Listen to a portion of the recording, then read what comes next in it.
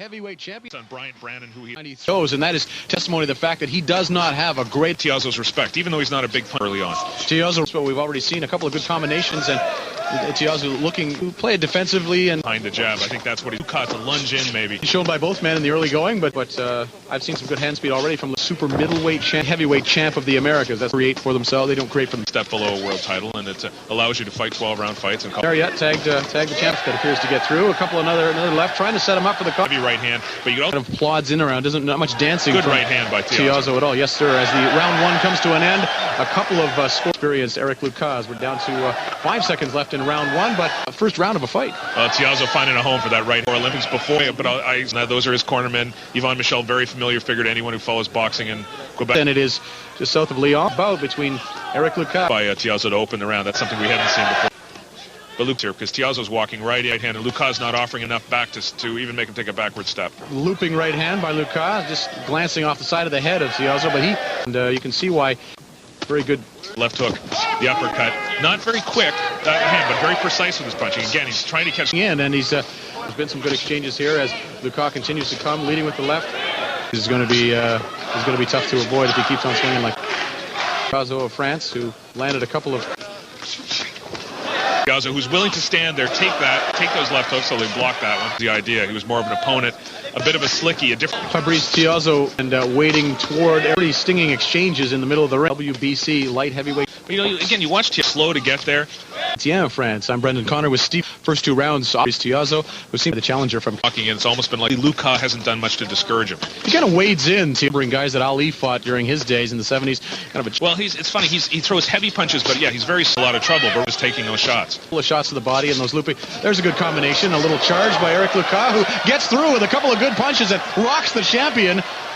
And it gets a little stir from the crowd as well. So a good little combination there and some points for Eric Well, there's Lucas. what he needs to do. To change the pace of this fight, he had to go after Tiozzo, try and get his respect. And he's landed some good shots. Throwing a little wildly now, and down goes Eric Lucas. Probably got a little too aggressive there. And with a counter punch, tucks inside one of those because Tiozzo caught him with a right hand square and hurt him. Eric Lucas is up off his feet, though. Doesn't seem to have been one of those off-balance situations more than anything, but he actually takes a right hand there to the side of the head and made Stephen. Oh, I think he's a bit of really, Tiozzo did hurt him there, and he's landing clean shots. You see the left, right, and then he hasn't done before in this fight. Trying to open him up now with Lucas covering. He's one of those hard head, and doesn't appear to be Lucas is sending. Well, he's not a banger, and look, he's standing right in front of Tiozzo now. Tiozzo, nothing's coming back right now from Lucas. There's the body shot. He'll have to get on his bike and move a bit, at least show Tiozzo some angles. This could be a long night for young Eric Lucas. And now stalks and see light heavyweight title fights in Saint-Etienne, France. You hear the crowd. A shot. Arms come down to cover. Tiozzo knows exactly what he's doing, Stephen, as we come to the last 30 seconds of round three. Another flurry in the middle of the ring. Well, Lucas' game again. He landed a little bit of lateral movement trouble. Those body shots are starting to... And Eric Lucas not moving much, takes another one right to the jaw as we come to the last few... Was that a particularly hard blow that Lucas took, or was it more of an off-balance situation where he went down? I think he hit him pretty square. You can see there just the way his head was turned and the way he buckled from the punch. I think he took a... I can't really say how hard they are, but here's another hard right hand that he takes later. Was heading out for round number at you because... throw many punches. He's not allows Tiozzo to plod out, throw flurries, and then get out, and that's what he hasn't been doing. Not a ton of punching power, and 31-1 with ability to put people to sleep.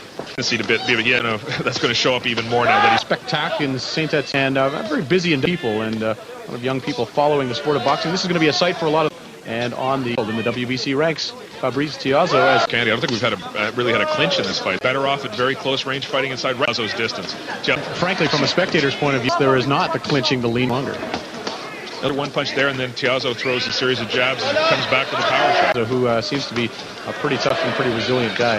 2-3 more and then get out. I know he's afraid there, and that's why he's not... Lucas continues to do the moving, trying to cut down the ring. What's there of Eric Lucas? It could be. I see any been enough clinching, as you pointed out, to be any butting of heads, but boy, there are some solid punches being thrown. Again, it's repetitive, but he's a very heavy puncher. When he throws punches, they all have authority. Round by Eric Lucas. Fabrice Tiozzo in the Dark Globe and Mail. Yeah, very restaurant, I thought.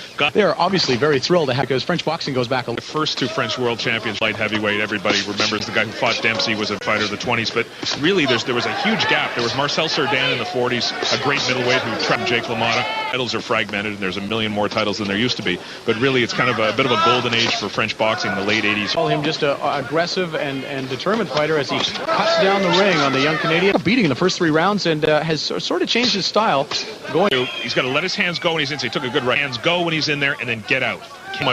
So much heavier puncher.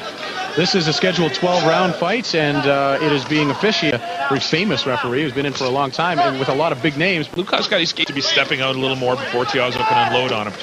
Good left hook by Tiozzo. Takes the left hook, absorbs it, and then throws some stuff back at the camp right now.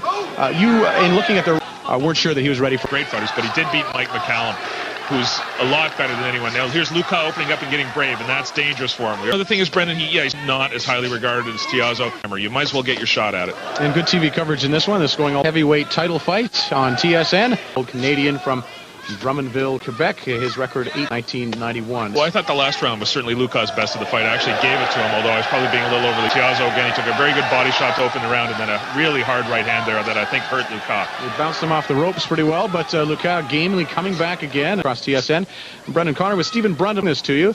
This get any kind of a decision or giving the points.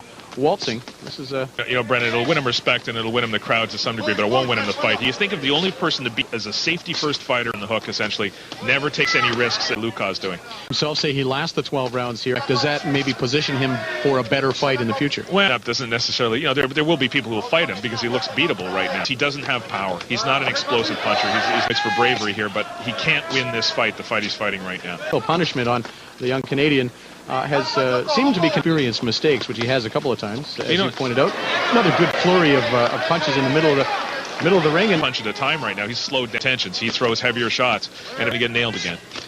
I tell you, I saw Lucas sting the champion on the chin. I mean, this guy has got a stone jaw champion right now. And not a bad round there for Lucas. He's in the fight. It'd be interesting to see him in with someone with power equal to his own. Diapering babies, as you know. Here, we're into round 7. Saint-Étienne, France, south of Lille. Bring it to you here on TSN. Eric Lucas from Quebec, trading blows with the champion, Fabrice Tiozzo of France, in the dark trunks.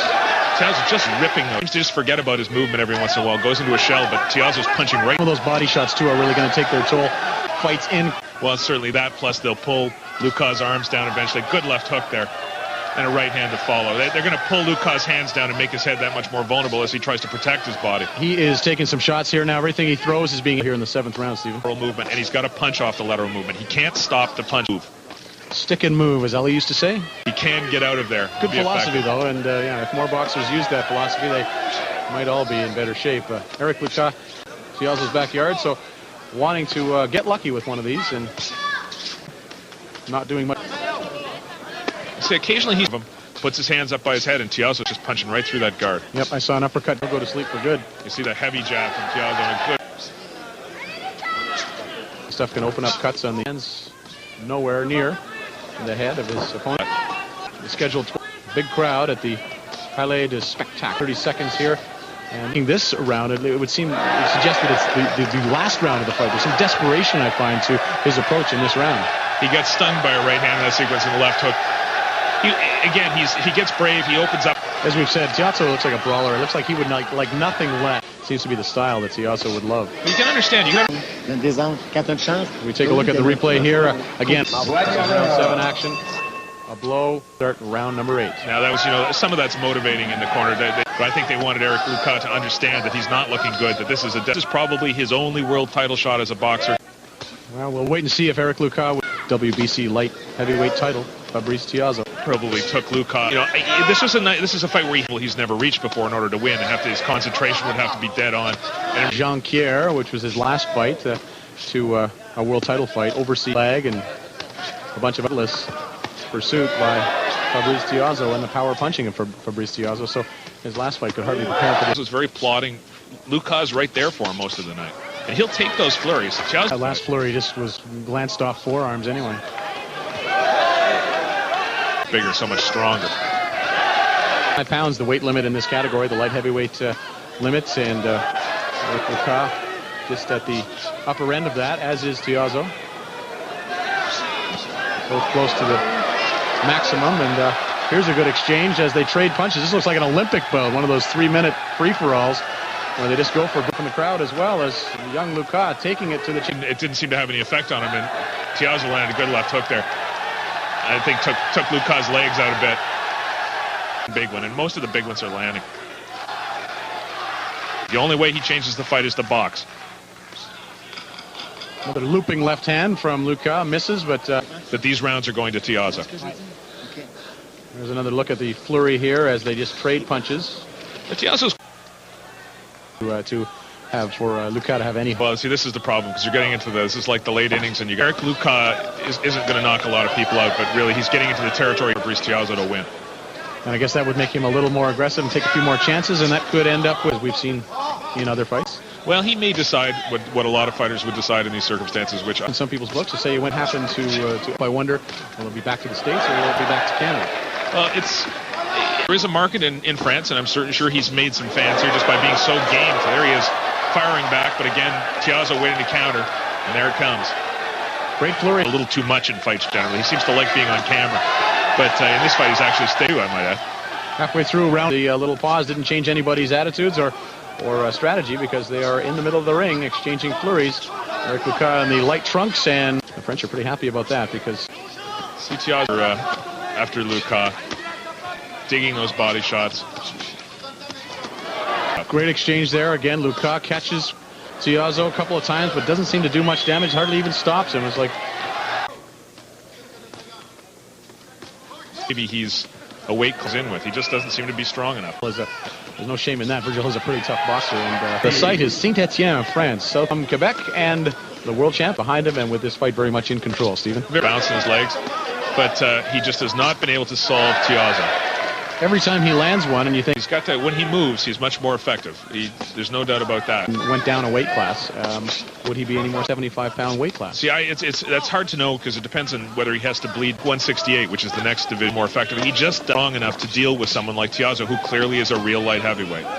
As I've said a couple of times, though, I really do like his hand speed, and that serves him well in these. And Fabrice Tiozzo, who looks, I mean, the guy's got the solid opening bell of this fight. He hasn't had to change what he's doing once. Our fight fought exactly the same fight, hasn't had to alter it for 1 second. It's almost like a sparring session for him.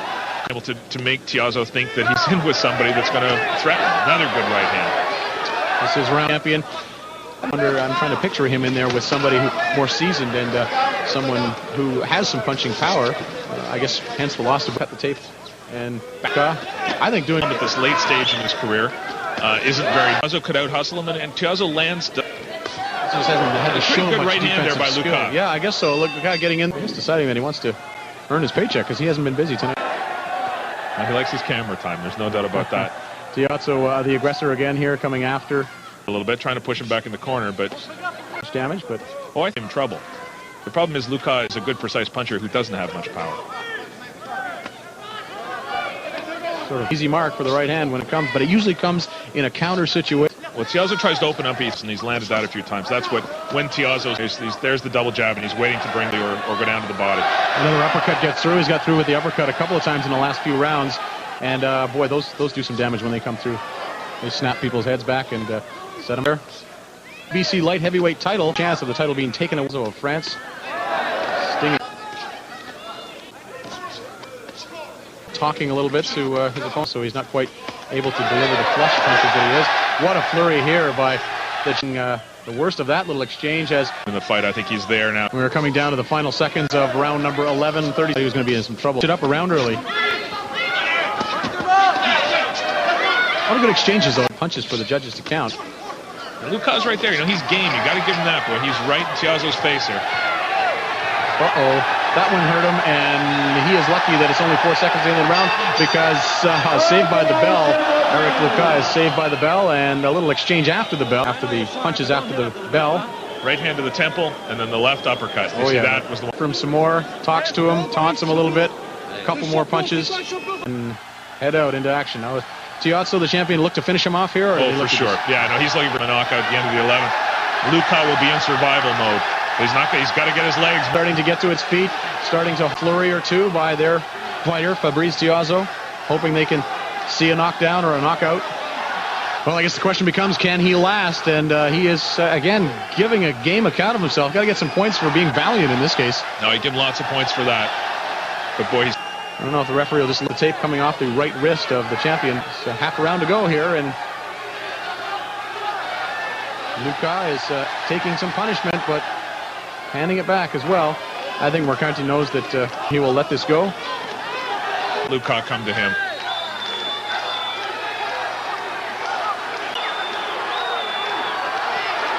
Why would he do this now? Is he wait till the end of the fight? Well, maybe, except I think maybe he wanted him to come in, open up, and maybe... We're in the final seconds of this little fight for the W. Winning some, I would hope. They've had a good night of entertainment as they come to the middle. Our room brawlers. Roundhouse punches from the hip. I just figured Tiozzo's a better barroom brawler than Eric Lucas. But again, Eric Lucas still waiting in as he takes some more punishment as this round and this fight comes to a close, and the last blow goes to Eric Lucas, and there is the bell to end. He is still